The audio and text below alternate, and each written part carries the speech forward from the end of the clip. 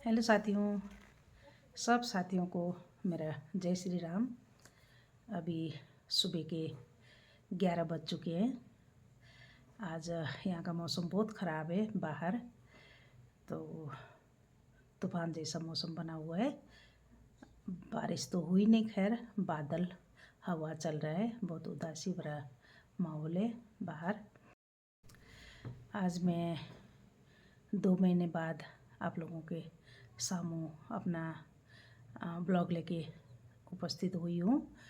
तो अभी मुझे समझ नहीं आ रहा है कि मैं कहाँ से ब्लॉग को शुरू करूँ और कहाँ से अंत करूँ।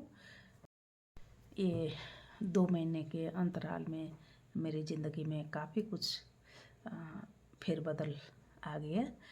तो मैं तो ब्लॉग बनाने में भी अभी कोई दिलचस्पी नहीं थी, लेकिन मेरे जो सब्सक्राइबर्स हैं, मेरे शुभचिंतक है, उन्होंने आग्रह किया कि हम आप लोगों का ब्लॉग देखते हैं और आपका बहुत टाइम से ब्लॉग नहीं आ रहा है, क्या बात है बोल के। तो आज थोड़ा सा ब्लॉग के माध्यम से आप लोगों के सामने मैं उपस्थित हुई हूँ। तो थोड़ा सा बताना चाहती हूँ कि बीच में क्या क्या अप डाउन आए मेरी ज़िंदगी में।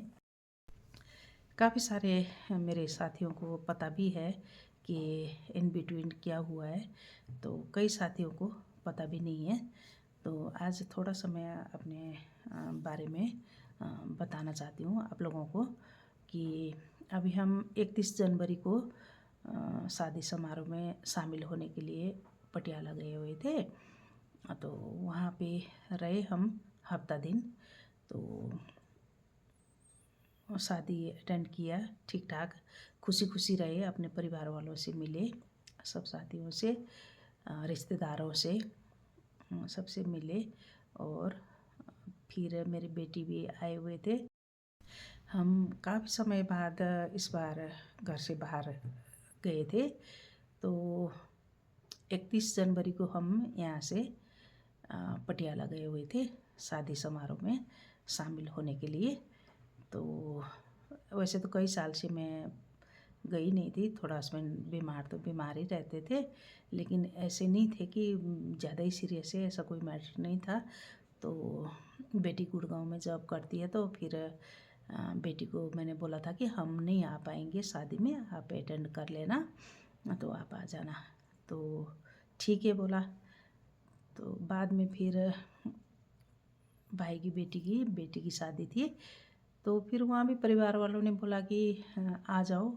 तो सबके बीच मिल के, परिवार से मिल के, तो आपको भी अच्छा लगेगा, जीजा जी को भी अच्छा लगेगा बोला। तो ठीक है।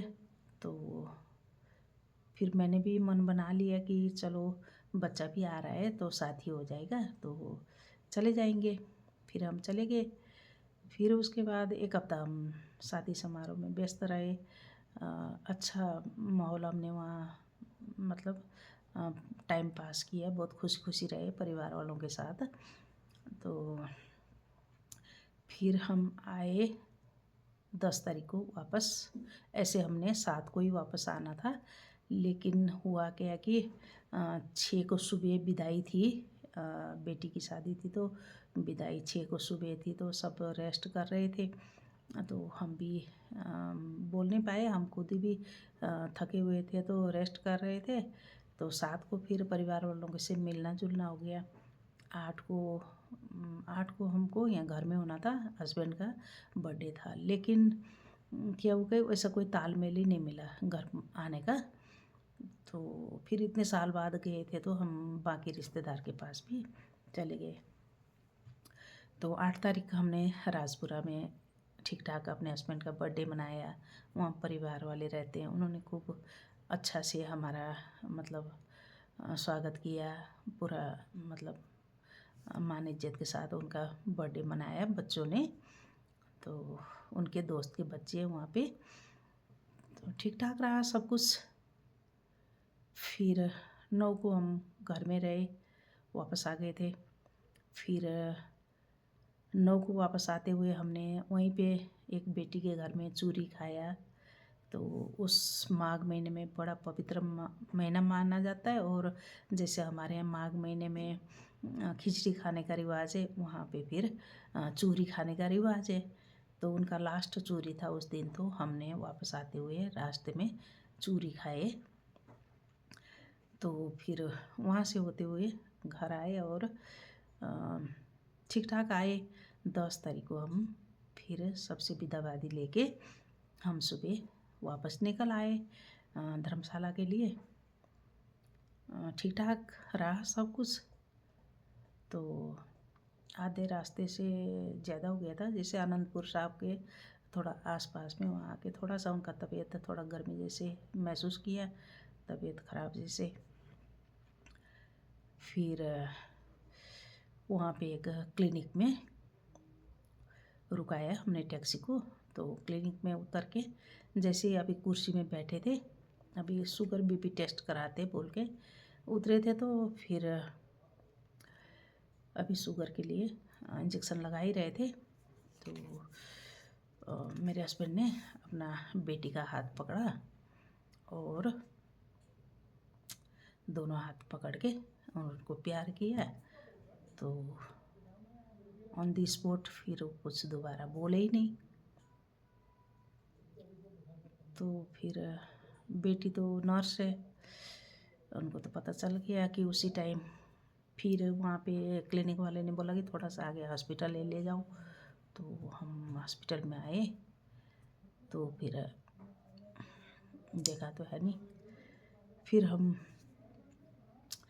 रास्ते से, बेटी तो फिर वहीं पे काफ़ी घबरा गई, ऐसे रोने धोने लग गई। अब मैं क्या करती, मैं तो समझ ना आए। फिर रोने धोने लगती, लोग इकट्ठे होते, फ़ायदा क्या था उसमें। फिर मैंने जैसे तैसे गाड़ी में बैठ के घर में फ़ोन किया, गांव वालों को फ़ोन किया सबसे पहले। फिर बेटी ने परिवार वालों को फ़ोन किया। तो बड़ी लंबी स्टोरी है, क्या बताऊँ मैं आप लोगों को। फिर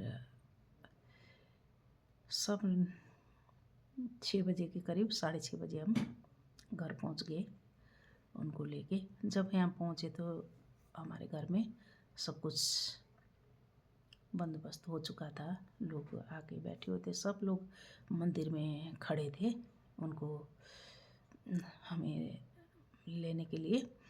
यहाँ पे हमारे घर के पास ही मंदिर है। तो फिर जब घर पहुँचे तो बेटी एक बाहर रहती, तो हमने रास्ते से फ़ोन कर दिया था बेटी को कि क्या करना, आप लोगों ने आना कि नहीं, क्योंकि 2.5 महीने पहले बेटी के चली गई थी। बेटी दामाद कनाडा रहते हैं। फिर उन्होंने बोला नहीं हमने आना है। तो फिर उनको फिर आइस बॉक्स का बंदोबस्त कर दिया था पहले गांव वालों ने। हमने उनको इन्फॉर्म कर दिया था बेटी भी आ रही है बोल के। तो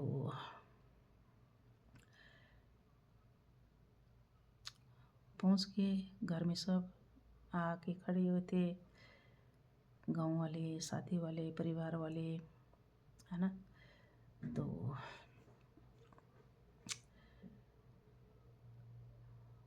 बैठे, उनको जैसे लाया मशीन में डाल दिया, हम बैठ के कुछ नहीं कर सकते थे, एक हारे हुई जुआरी की तरह ज़िंदगी होगी।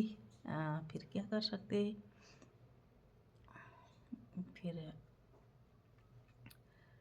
गांव वाले, परिवार वालों को जैसे ही फ़ोन किया था, सब फिर पहुंच गए। देवर देवरानी बच्चे दिल्ली रहते हैं, कोई बेटी चंडीगढ़ रहती है, दामाद बेटियां, तो फिर बेटे रहते दार्जिलिंग और